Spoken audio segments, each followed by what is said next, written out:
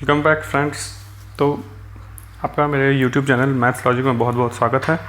तो दोस्तों, इस वीडियो में आज हम देखने वाले हैं कि हम जो फ्रैक्शंस होते हैं वो फ्रैक्शंस का हम कंपैरिजन कैसे करते हैं।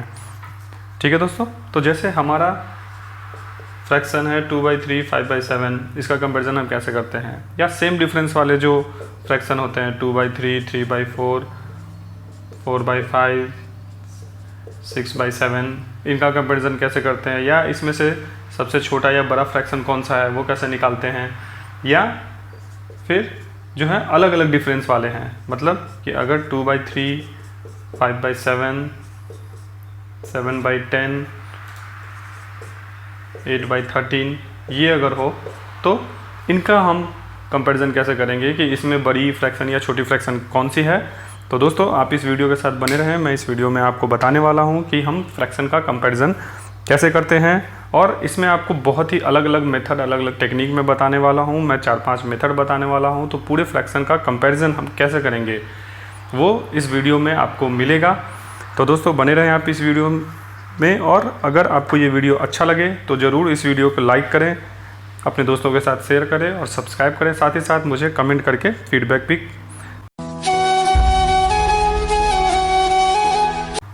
तो सबसे पहले, जैसा कि हम जानते हैं कि किसी भी फ्रैक्शन को हम न्यूमरेटर या डिनोमिनेटर के फॉर्म में लिख सकते हैं। ये हमारा न्यूमरेटर है और ये हमारा डिनोमिनेटर है। ठीक है दोस्तों, तो न्यूमरेटर और डिनोमिनेटर के बेसिस पे हमारा जो फ्रैक्शन है वो मेनली समझिए कि 4 टाइप्स में, 4 कैटेगरी में हम डिवाइड कर सकते हैं। ठीक है दोस्तों, तो पहली जो कैटेगरी है उसमें है कि अगर हमारा d कांस्टेंट है। दूसरी कैटेगरी है अगर हमारा n कांस्टेंट है। तीसरी कैटेगरी है अगर n और d बढ़ता है। ठीक है दोस्तों, और चौथी कैटेगरी में भी है अगर n और d बढ़ता या घटता है। लेकिन ये दोनों कैटेगरी अलग अलग हैं, जो कि मैं आपको बाद में बताऊंगा। ठीक है दोस्तों, तो पहला अगर हम आते हैं कि अगर डिनोमिनेटर कांस्टेंट हो। ठीक है दोस्तों, तो अगर डिनोमिनेटर कांस्टेंट हो तो इसमें भी हमारी 2 कैटेगरी आती हैं। ठीक है दोस्तों, तो हम n/d लिखते हैं। अगर इसमें हमारा एक नंबर हो, अगर मैं मान लेता हूँ n1/d, और दूसरा नंबर है अगर n2/d। ठीक है, यहाँ पे डिनोमिनेटर कांस्टेंट है, न्यूमरेटर जो है हमारा अंश जो है वो हमारा वेरी कर सकता है। तो पहला केस है इसमें, जैसा कि मैंने बोला 2 केसेस होते हैं। तो पहला केस है हमारा अगर n1 ग्रेटर देन n2 हो। तो दोस्तों, एक सिंपल भाषा में समझने के लिए आप ये समझिए कि अगर कोई भी फ्रैक्शन है तो उसमें ऊपर या नीचे, ठीक है, ऊपर न्यूमरेटर नीचे डिनोमिनेटर, ऊपर अगर ज़्यादा फोर्स लगेगा, ऊपर की संख्या अगर बड़ी होगी तो ये नंबर ऊपर जाएगा, या नीचे की संख्या बड़ी है तो नीचे का फोर्स ज़्यादा है तो ये संख्या नीचे जाएगी, इसका मतलब घटेगी। ये सिंपल एक भाषा में मैं आपको समझा रहा हूँ। फिलहाल हम ऊपर की चीज़ पढ़ रहे हैं। तो ऊपर में है क्या कि n1 ग्रेटर देन n2, मतलब जो ऊपर का नंबर है, जो ऊपर का फोर्स है वो किस में ज़्यादा है, इसमें ज़्यादा है। तो ऊपर का फोर्स इसमें ज़्यादा है तो इसका मतलब कि ये नंबर ज़्यादा ऊपर जाएगा, इसका मतलब कि ये नंबर हमारा बड़ा होगा। ठीक है, तो जैसे अगर मैं आपको कंपेयर करूं कि 3/4 है और हमारा 2/4 है। ठीक है, तो यहाँ पे न्यूमरेटर जो है हमारा क्या है, न्यूमरेटर हमारा बड़ा है इस नंबर में, तो इसका मतलब कि ये हमारी संख्या बड़ी होगी, ये संख्या छोटी है। सिमिलरली दूसरा अगर मैं एग्जांपल लूँ 2/5 और 3/5। ठीक है दोस्तों, तो इसमें क्या है, हमारा न्यूमरेटर यहाँ पे ज़्यादा है तो इसका मतलब कि ये संख्या बड़ी होगी हमारी। ठीक है दोस्तों, इसी में हमारा दूसरा कैटेगरी है। अगर इसी में वैसे तो आप देख रहे होंगे यहाँ पे भी वो चीज़ है ही, लेकिन अगर n1 लेस देन n2 है, मैं फिर से एक्सप्लेन कर देता हूँ। तो अगर n1 कम हो, अगर जिसमें कम हो, ठीक है, अगर जिस संख्या में अगर कम हो न्यूमरेटर, तो वो संख्या क्या होगी, उसमें फोर्स थोड़ा कम लगेगा। इसका मतलब कि वो संख्या हमारी घट जाएगी। यानी कि अगर 2/3 है और यहाँ पे अगर हमारा 4/3 है, तो इसका मतलब कि ये संख्या जो है वो कम है, इसमें न्यूमरेटर कम है, इसका मतलब कि इसकी वैल्यू कम होगी। तो दोस्तों ये बिल्कुल, अगर n कांस्टेंट है इसका मतलब कि ऊपर का पार्ट फिक्स्ड है, नीचे का पार्ट हमारा जो है वो वैरी कर रहा है। तो दोस्तों इसमें क्या है कि अगर हमारा डिनोमिनेटर जिसमें ज़्यादा होगा, ठीक है, जिसमें ज़्यादा होगा, इसका मतलब क्या है कि ये अगर ज़्यादा होगा, नीचे ज़्यादा होगा, तो ये संख्या नीचे जाएगी।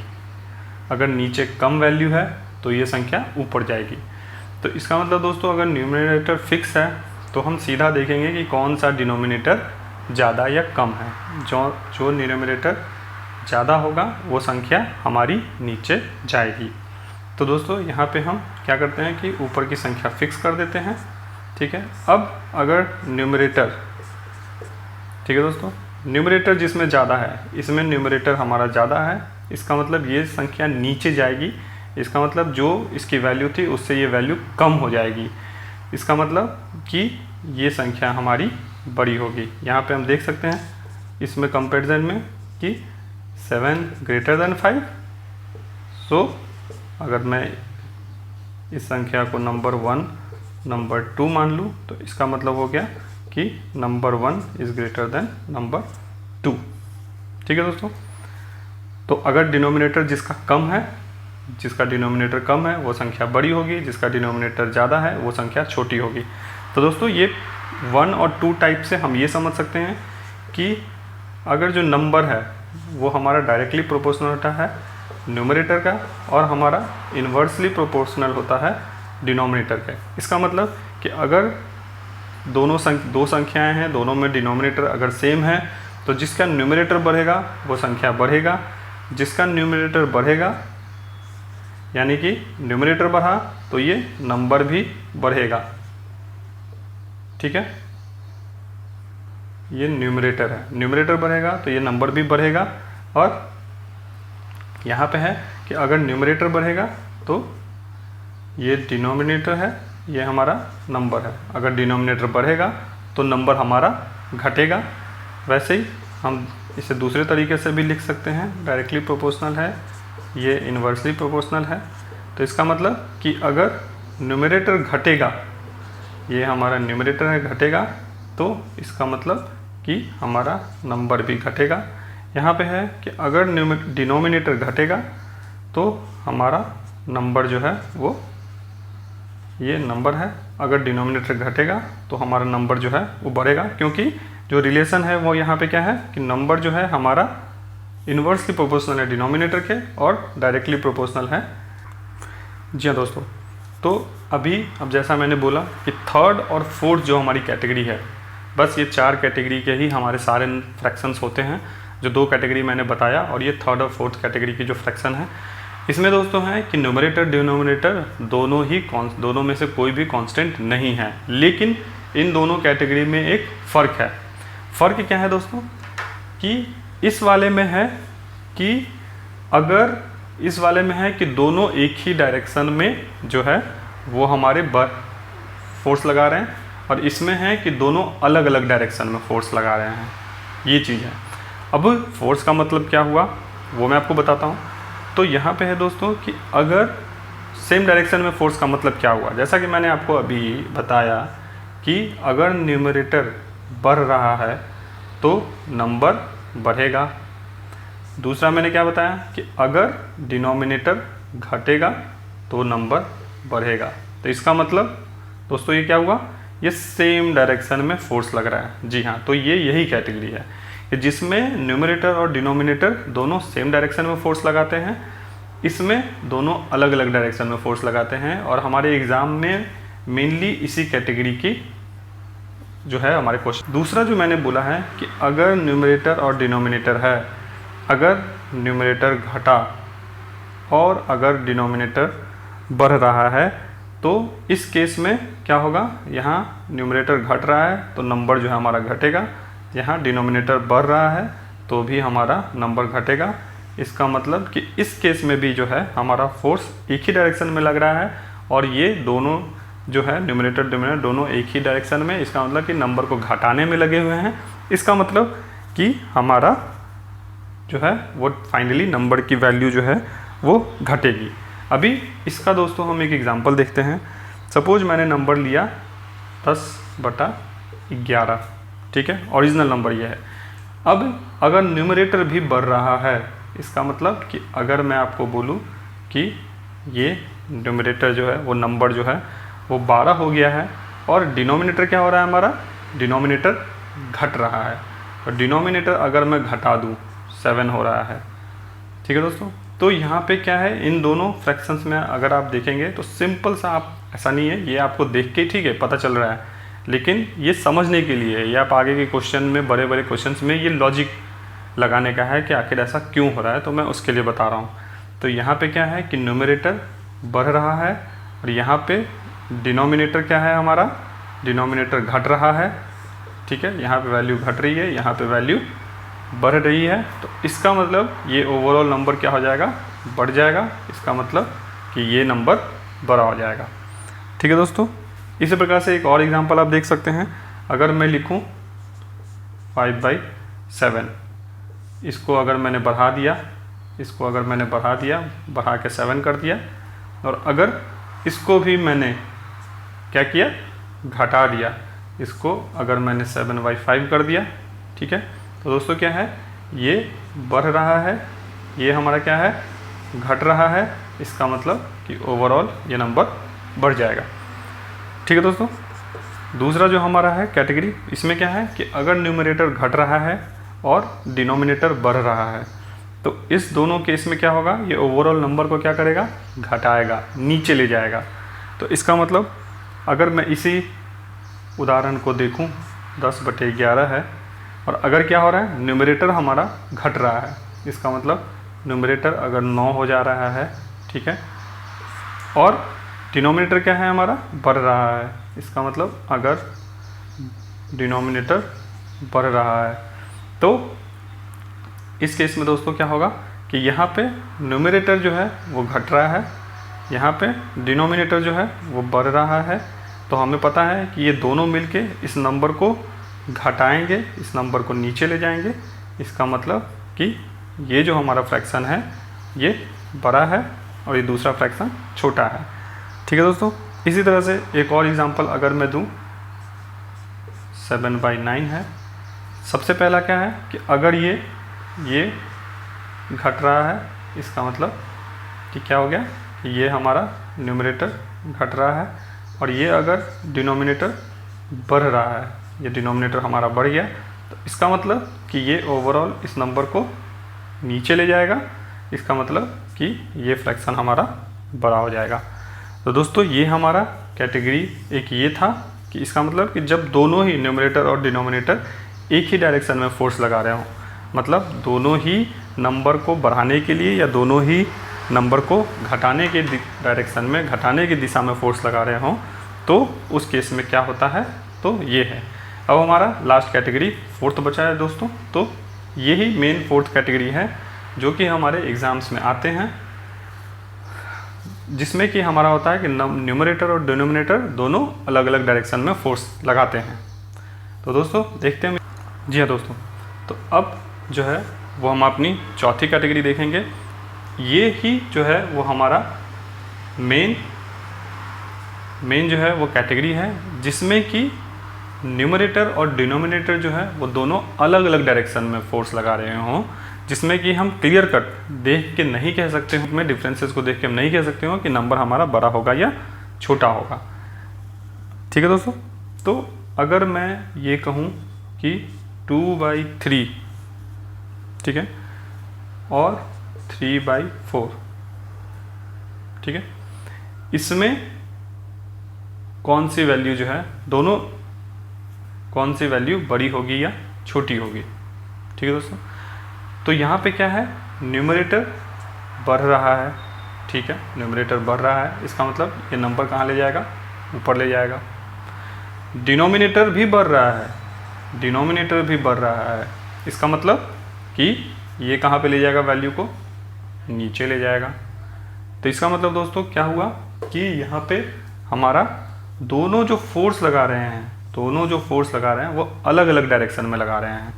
यहाँ पे न्यूमरेटर बढ़ाने की ओर फोर्स लग रहा है, लेकिन डिनोमिनेटर भी बढ़ रहा है, इसका मतलब ये नीचे की ओर फोर्स लगा रहा है। तो ऐसे क्वेश्चंस को हम कैसे देखेंगे, ऐसे फ्रैक्शंस को हम कंपैरिजन कैसे करेंगे, वो हम इसमें देख। जी हाँ दोस्तों, तो ये स्मॉलर फ्रैक्शंस हैं और इसमें जैसा कि मैंने बोला कि जब न्यूमरेटर और डिनोमिनेटर अलग अलग डायरेक्शन में फोर्स लगाएंगे तो इसमें बेसिकली आपके दो टाइप के क्वेश्चन होते हैं, ठीक है। टाइप 1 होता है जिसमें कि न्यूमरेटर और डिनोमिनेटर का डिफरेंस जो है वो हमेशा कांस्टेंट होता है। इसका मतलब कि टाइप 1 जो हुआ वो n minus D is equal to constant, या हम सेम कह सकते हैं, ठीक है दोस्तों। तो यहाँ पे अगर, और ये सवाल जो हैं वो सारे एग्ज़ाम में आए हुए हैं, तो यहाँ पे हम देखेंगे कि क्या है, 2/3 है, 3/4 है, 4/5 है, 5/6 है, ठीक है दोस्तों। ये नंबर्स हैं, इसमें हमें कंपेयर करना है कि इसको सबसे बड़ी संख्या कौन है, सबसे छोटी संख्या क्या कौन है, या फिर इसे हम बढ़ते या घटते क्रम में हमें इसे लगाना है। तो ये सबसे सिंपल एग्जांपल है। तो दोस्तों यहाँ पे अगर आप ध्यान दो, ये हमारा सिंपल, यहाँ पे अगर मैं लिखूँ n/d, तो यहाँ पे आप देखिए सारे नंबर्स में n/d का डिफरेंस, n/d का जो डिफरेंस है वो क्या है, n-d जो है वो डिफरेंस जो है वो क्या है, हमारा 1 है। इसका मतलब क्या है, कांस्टेंट है, ठीक है दोस्तों। तो n-d का कांस्टेंट है, 1 है, तो इसका मतलब ये सिंपल फ्रैक्शन में हम कंपैरिजन में कहते हैं, इस केस में अगर n-d कांस्टेंट हो तो जिसका न्यूमरेटर बड़ा होगा उसका वो नंबर बड़ा होगा। ये सिंपल सा कंसेप्ट है, ठीक है। अभी मैं आपको थोड़ा सा एक्सप्लेन कर देता हूँ ऐसा क्यों होता है। क्योंकि यहाँ पे दोस्तों क्या होता है कि यहाँ पे न्यूमरेटर, मैं एक एग्जांपल लेता हूँ, ठीक है। देखिए मेरा क्या है, ये चैनल है ही कि मैं आपको चीज़ों को लॉजिकली भी समझाता हूँ। ये मैं ऐसे ही नहीं है कि हाँ ठीक है एक रट लिया है किसी तरह से चीज़ों को कि ये डिफरेंस सेम होगा तो हम ये कंसेप्ट लगाते हैं। क्यों लगाते हैं मैं वो भी बताता हूँ, ताकि आपको वो चीज़ें लॉन्ग टर्म में आगे जाने पे चीज़ें यूज हो सकें और आप चीज़ों को अच्छी तरह से समझ सकें। तो ऐसा क्यों होता है, यहाँ पे आप देखिए दोस्तों, ठीक है, कि जो यहाँ पे वैल्यू है हमारी वो कितनी बढ़ रही है, 1। यहाँ पे भी जो वैल्यू है वो कितनी बढ़ रही है, 1। लेकिन यहाँ पे अगर आप देखो 1 किसके रेस्पेक्ट में बढ़ रही है, 2 के रेस्पेक्ट में। इसका मतलब अगर आप न्यूमरेटर में परसेंटेज इंक्रीज देखो तो वो कितना है, 50%। लेकिन डिनोमिनेटर जो है वो हमारा कितना बढ़ रहा है, 1 बढ़ रहा है, लेकिन वो ओरिजिनल किसके कंपैरिजन में, 3 के कंपैरिजन में। यानी कि यहाँ जो ग्रोथ है वो हमारा 33.33% है। इसका मतलब कि यहाँ पे हमारा न्यूमरेटर में इंक्रीज ज़्यादा है, न्यूमरेटर कंपैरिजन टू डिनोमिनेटर ज़्यादा बढ़ा है, इसीलिए जो है ये संख्या बड़ी होती है। और इसीलिए है कि हमारा होता है कि जिसका न्यूमरेटर बड़ा है, अगर डिफरेंस सेम हो तो जिसका न्यूमरेटर बड़ा हो वो नंबर बड़ा होता है। आपने शायद ये फॉर्मूला भी पढ़ा होगा, तो ये एक्चुअली में वही फार्मूला है। यहाँ पे x हमारा क्या है, सेम है। जो दूसरी कैटेगरी है जो इसमें मैं बताने वाला हूँ वो एक्चुअली में कैटेगरी, ऐसा नहीं कह सकते, वो हमारी कैटेगरी है एक्चुअली में a+x और b+y, जहाँ पे डिफरेंस मैं बोल सकता हूँ कि सेम नहीं है। तो उस केस में हम कैसे करेंगे वो एक अलग कंसेप्ट है। तो अभी हम फिलहाल ये कैटेगरी पढ़ने वाले हैं, ठीक है, जिसमें कि हमारा सिंपल है कि a plus X by B plus X अगर हो तो हम क्या करेंगे। ठीक है, तो ये फॉर्मूला एक ध्यान में रखिए, इस फॉर्मूला के बेसिस पे ही ये है हमारा पूरा कंसेप्ट। जी दोस्तों, तो अभी जैसा मैंने आपको बताया तो उसके हिसाब से आप क्या कह सकते हैं कि 2/3 से बड़ा 3/4 हमारा होगा, 3/4 से बड़ा हमारा 4/5 होगा और 4/5 से बड़ा हमारा 5/6 होगा। यानी कि ये स्मॉलेस्ट नंबर होगा और ये हमारा ग्रेटेस्ट या बिगेस्ट नंबर होगा। ठीक है दोस्तों, दूसरा एक एग्जांपल लेते हैं। 1/3, 5/7, 9/11 और हमारा 15/17 है।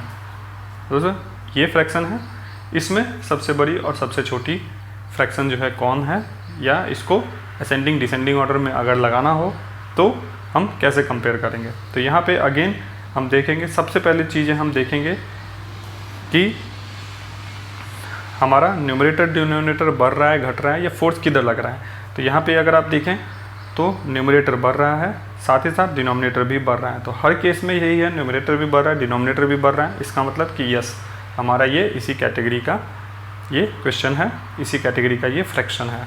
तो यहाँ पे अब हम देखेंगे कि क्या न्यूमरेटर और डिनोमिनेटर का जो डिफरेंस है वो कांस्टेंट है। तो यहाँ पे आप देखिए न्यूमरेटर डिनोमिनेटर 3 - 1 2, 7 - 5 2, 11 - 9 2, 17 - 15 2। इसका मतलब यस, इनका डिफरेंस भी क्या है, कांस्टेंट है। तो डिफरेंस अगर कांस्टेंट है तो सिंपल हम देखेंगे कि जिसका न्यूमरेटर बड़ा वो नंबर बड़ा। क्यों, ये कंसेप्ट है हमारा। इस कंसेप्ट के हिसाब से अगर डिफरेंस सेम है तो जिसका न्यूमरेटर बड़ा होगा उसका वो संख्या बड़ी होगी। तो इसका मतलब यहाँ पे 1/3, 5/7 में न्यूमरेटर इसका बड़ा है, ये संख्या बड़ी होगी। इसमें इसका न्यूमरेटर बड़ा है, ये संख्या बड़ी होगी। इसमें इसका न्यूमरेटर बड़ा है, इसका मतलब ये संख्या बड़ी होगी।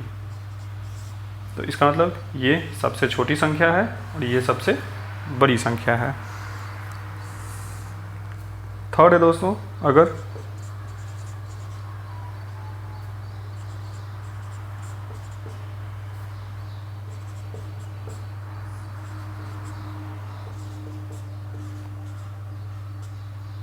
जी हाँ दोस्तों, ये हमारी संख्या है। इस संख्या में अब आपको देखना है कि कौन सी संख्या बड़ी है और कौन सी जो है हमारा फ्रैक्शन वो छोटा है।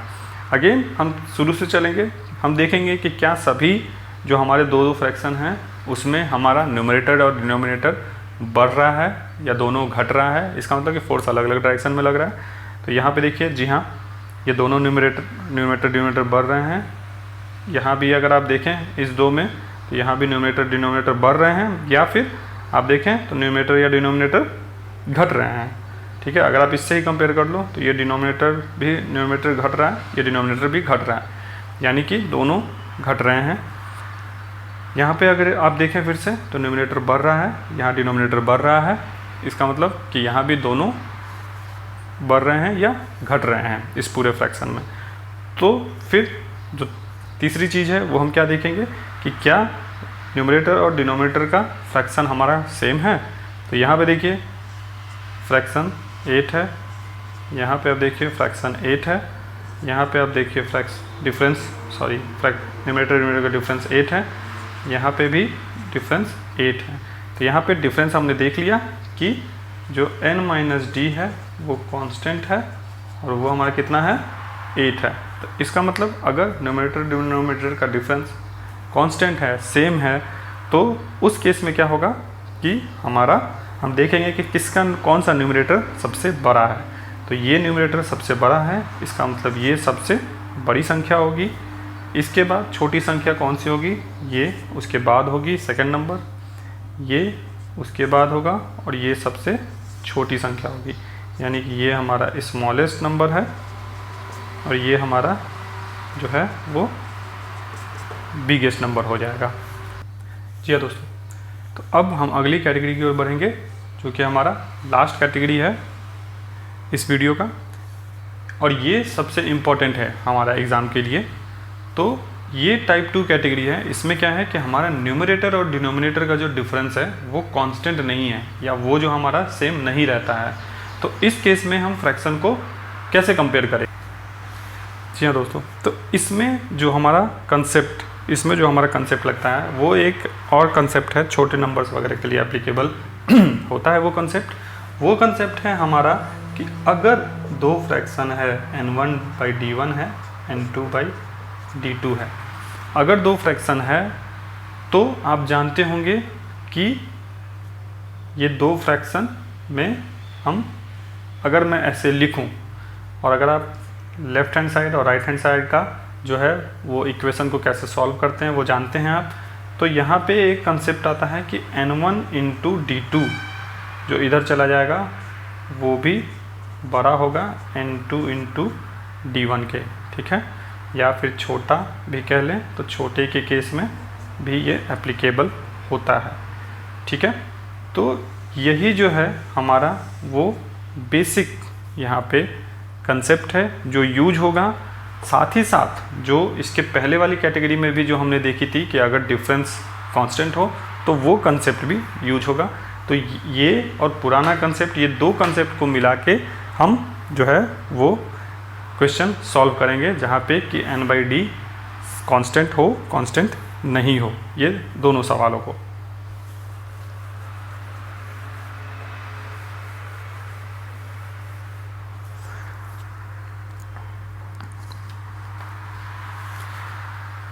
जी हाँ दोस्तों, तो पहला हमारा क्वेश्चन है यहाँ पे कि अगर 2/3 है, 3/5 है, 8/11 है और 11/17, ये क्वेश्चन जो है वो हमारा RBI और SSC 2014 में आया था, ठीक है दोस्तों। तो ये हम कैसे सॉल्व करेंगे? तो सबसे पहले देखिए यहाँ पे कि यहाँ पे 2/3 है, 1 का डिफरेंस है, 3/5 है, 2 का डिफरेंस है, 8/11 3 का डिफरेंस है, 11/17 4 का डिफरेंस है। तो इसका मतलब कि डिफरेंस जो है वो यहाँ पे सेम नहीं है। तो इसे हम कंपेयर करने के लिए क्या करेंगे, फटाफट जो है वो क्रॉस मल्टीप्लिकेशन हम कर देंगे। अभी इन दोनों का क्रॉस मल्टीप्लिकेशन कीजिए तो 10 और ये 9, इसका मतलब कि 2/3 ग्रेटर देन 3/5 हो गया, डन। नेक्स्ट 11 × 3 33 और 8 × 5 40, इसका मतलब 40 हो गया। तो इसका मतलब कि 3/5 जो है वो हमारा 8/11 से छोटा हो गया। अब 8/11 11/17, तो यहाँ पे भी हम देख सकते हैं कि 121 हो गया। और तो 17 × 8 अगर हम देखेंगे तो 17 × 8 जो है वो हमारा 136 हो जाएगा, और 11 × 11 जो है वो हमारा 121 हो जाएगा। देखिए यहाँ पे आप देख सकते हैं कि ये 2 डिजिट भी है, यहाँ पे 11 × 11 121 हो जाएगा। तो इस केस में फिर हम देख सकते हैं कि ये जो है वो बड़ा है, इसका मतलब कि 8/11 जो है वो अगेन बड़ा है 11/17 से हमारा। तो यहाँ पे क्या हो गया फ्रैक्शन हमारा 2/3 3/5 बड़ा हो गया। 3/5 से जो है वो 8/11 सबसे बड़ा हो गया वो हमारा, ठीक है, क्योंकि 11/17 भी छोटा है और 3/5 भी यहाँ पे छोटा है। तो अभी हम देखेंगे कि 3/5 और 11/17 इस दोनों में कौन सी संख्या बड़ी है। तो 17×3 51 होता है और 11×5 55 होता है, ठीक है। इसका मतलब कि 11/55 ये बड़ा है, तो ये हमारा हो गया। तो फाइनल रिजल्ट हमारा दोस्तों इस क्वेश्चन का ये है, इसमें ये सबसे छोटी संख्या है, ये सबसे बड़ी संख्या है, और ये हमारे बीच के बाकी फ्रैक्शंस आ जाएंगे, ठीक है दोस्तों। अगला सवाल देखते हैं। जी हाँ दोस्तों, ये हमारा अगला सवाल है जो कि SSC 2010 में आया था। तो दोस्तों ये सवाल है, फिर से अगर हम देखें डिफरेंस, तो यहाँ पे एक डिफरेंस है, यहाँ पे एक डिफरेंस है, बहुत अच्छी बात है, यहाँ पे भी एक डिफरेंस है, बहुत ही अच्छा है, लेकिन यहाँ पे 4 डिफरेंस है। तो दोस्तों सबसे पहले हम क्या करेंगे कि जो सेम डिफरेंस वाले हैं उसका तो हम कंपेयर ईजिली कर सकते हैं बेस्ड ऑन कि डिफरेंस अगर एक है तो न्यूमरेटर जिसका सबसे बड़ा है। इसका मतलब ये तो हम कह ही सकते हैं कि 5/6 और 7/8, ये तो फिक्स हो गया हमारा कि ये इसका कंपेरिजन ही है। अब हम 11/15 को कंपेयर करेंगे 7/8 से, ठीक है। तो 7/8 को हम कंपेयर करके देखेंगे तो 15×7 105 और 11×8 88, ठीक है। इसका मतलब ये बड़ा है, ठीक है। चलिए अब इसका मतलब कि ये तो इससे हम नहीं देख सकते हैं। अब हम देखेंगे कि इन दोनों में से क्या है। तो अब हम लिखेंगे 5/6 और 11/15, 15×5 = 75, 11×6 = 66, ये भी बड़ा है, ठीक है दोस्तों। तो फाइनल आ गया 2/3। तो 2/3 के साथ हम देखेंगे 11/15, 15×2 = 30 और 11×3 = 33, ये बड़ा है। तो इसका मतलब दोस्तों जो हमारा फ्रैक्शन होगा 2/3 से 11/15 बड़ा है। फिर 11/15 से कौन बड़ा है, 5/6 बड़ा है। और 5/6 से हम 7/8 जानते हैं, तो 7/8 इससे भी बड़ा है, तो 7/8 बड़ा है। तो ये हमारा फाइनल आंसर होगा। इसमें सबसे छोटी संख्या जो है वो 2/3 है और इसमें सबसे बड़ी संख्या जो है वो 7/8 है। तो ये बहुत ही अच्छा सवाल था SSC में, क्योंकि इसमें हमारे दोनों कंसेप्ट यूज हो रहे हैं। सेम डिफरेंस वाला भी जो है वो कंसेप्ट यूज हो रहा है और साथ ही साथ हमने जो दूसरा क्रॉस मल्टीप्लिकेशन मेथड जो है वो भी हमने यहाँ पे यूज किया है। तो दोस्तों हम अगला सवाल देखें। जी दोस्तों, तो ये हमारा अगला सवाल है। इसमें हम देखेंगे फिर से कि 3/5 इसमें डिफरेंस हमारा कितना है, 2 है। 6/11 इसमें डिफरेंस हमारा 4, इसमें हमारा डिफरेंस 5 है। 4/7 इसमें हमारा डिफरेंस 3 है और 11/2 इसमें हमारा डिफरेंस 2 है। दोस्तों यहाँ पे भी अलग अलग डिफरेंस हैं, लेकिन हम ये दो नंबर को एटलीस्ट कंपेयर कर सकते हैं बेस्ड ऑन कि हमारा जो न्यूमरेटर और डिनोमिनेटर का डिफरेंस है। तो उस बेसिस पे हम कह सकते हैं कि 3/5 जो है वो छोटा होगा 11/13 से। तो एक डिफरेंस तो हमें पता चल गया। अब इन दोनों को कंपेयर कर लेते हैं हम, ठीक है। 6/11 और 4/7 में कौन बड़ा है कौन छोटा है। तो दोस्तों 6/11 4/7, 7×6 = 42, 11×4 = 44, इसका मतलब कि ये बड़ा हो गया, ठीक है। तो ये दो सेट तो मिल गए हमें। अब इसका मतलब कि 6/11 देखना है कि 11/13 से 6/11 और 11/13, तो 11 × 11 121 हो गया, लेकिन यहाँ पे 78 ही है, इसका मतलब कि ये बड़ा है। तो 11/13 क्या है हमारा, बड़ा हो गया, ठीक है। अभी फिर से हम लोग 6/11 को 3/5 से भी कंपेयर करके देखेंगे। तो आप डायरेक्टली भी करके देख सकते हैं। 11×3 = 33 और 6/3 6×5 यानी कि 3/5 बड़ा है, ठीक है। तो इसका मतलब कि 6/11 3/5 और 11/13 आ गया। अब 4 तो ये तो हो गया हमारा। अब लास्ट है 4/7। तो 4/7 को 6/11 से हम कर चुके हैं कंपेयर। अब हम इससे अगर कंपेयर करते हैं तो 7×3 = 21, 5×4 = 20, ठीक है। तो इसका मतलब कि 3/5 बड़ा है हमारा। तो इसका मतलब कि 6/11 4/7, यहाँ पे भी एक बार क्रॉस वेरीफाई कर सकते हैं। 5×4 = 20, 7×3 = 21 यानी कि ये बड़ा होगा। 11×3 = 33, 6/30 यानी कि ये बड़ा होगा। 7×6 = 42, 11×4 = 44, ये बड़ा होगा, ठीक है। क्रॉस वेरीफाई कर सकते हैं यहाँ पे कि 7×6 = 42, 11×4 = 44 यानी कि ये बड़ा है, ठीक है। 5×4 = 20, 7×3 = 21 यानी कि ये बड़ा है, ठीक है। 13×3 = 39 और ये तो क्या डिफरेंस सेम है, तो इसका तो हमें पता ही है कि डिफरेंस सेम है, तो क्या हो सकता है। तो इसका मतलब कि ये जो है हमारा फाइनल आंसर हुआ, जिसमें कि ये सबसे छोटी संख्या है और ये हमारी सबसे बड़ी संख्या है।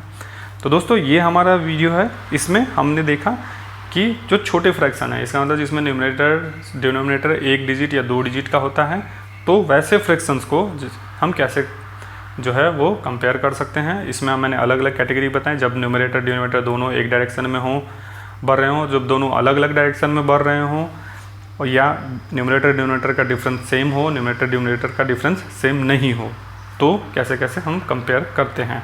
तो दोस्तों ये था हमारा आज का वीडियो। अगर आपको ये वीडियो पसंद आ रहा हो तो ज़रूर से ज़रूर इसे लाइक करें, साथ ही साथ आप अपने दोस्तों के साथ भी ज़रूर शेयर करें।